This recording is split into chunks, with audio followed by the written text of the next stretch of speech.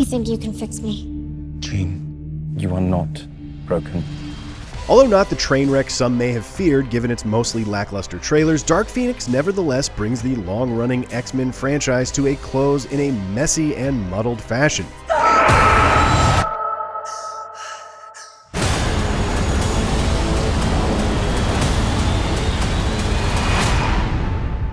The film is marginally better than the previous telling of the Phoenix saga, X-Men: The Last Stand, and it's certainly better than the bloated and excessive X-Men Apocalypse. But Dark Phoenix is still a disappointing finale for this nearly 20-year-old series as Disney assumes ownership of the X-Men characters from Fox going forward. Ostensibly Jean Grey's movie, Dark Phoenix struggles to give Jean any true personality or identity outside of her superpowers. The events of Apocalypse that seem to trigger the awakening of her Phoenix powers are simply ignored here in favor of a celestial force that inhabits her during a rescue mission in space. While that may be more comics accurate than what happened in The Last Stand and what was hinted at in Apocalypse, her newfound godlike powers serve only as a MacGuffin for the villains to pursue and an excuse for the heroes to splinter apart in melodramatic fashion. The Phoenix Force itself is left unexplored and hazily defined, essentially the outer space equivalent of a killer shark on the prowl or a demon looking for a soul to possess. Get down!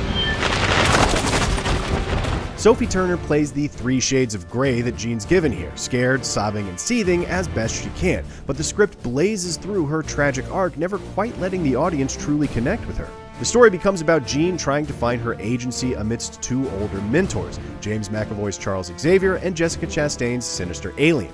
But her journey is rushed and her characterization thinly sketched. The tragedy of Jean's plight never quite carries as much weight as it should, and thus neither does any of the damage, in lives or relationships, that she and her fellow X-Men endure as a result. Jennifer Lawrence's steely mystique has her causal function to play in the story, one that sets Nicholas Holt's vengeful beast in motion as his loyalties are put to the test. Michael Fassbender's world-weary Magneto has seemingly found his corner of the world to live in peace before he's dragged back into the fray, where he gets a few badass action moments to strut his stuff even as his worldview flip-flops throughout the movie.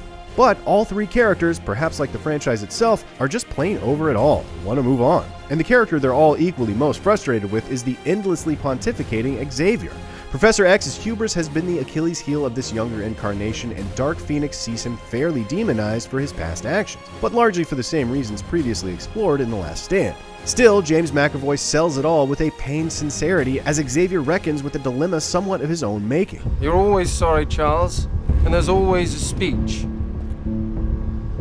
But nobody cares anymore. The first half of the movie is the best and most consistent part, but the film's highly publicized reshoots, reportedly to differentiate it from another recent superhero movie, almost certainly Captain Marvel, clearly impacted Dark Phoenix's latter half, as the pacing grows erratic and some of the logic behind certain plot and character moments are lost. One of the film's biggest missed opportunities is its handling of the villains. An alien race out to attain a cosmic weapon is hardly a novel idea, as Captain Marvel most recently depicted, but Dark Phoenix never gives Chastain's character or any of her acolytes any dimension or personality. As with Oscar Isaac in Apocalypse, Dark Phoenix wastes a talented actor in an underwritten role, with Chastain delivering a flat performance as a one-dimensional superpowered baddie. Dark Phoenix simply brushes aside who and what these aliens are. Humans have made first contact with extraterrestrials, and no one even mentions that, and it never explores them beyond being the other who need to be feared, which is a truly odd and negative message for an X-Men movie to send.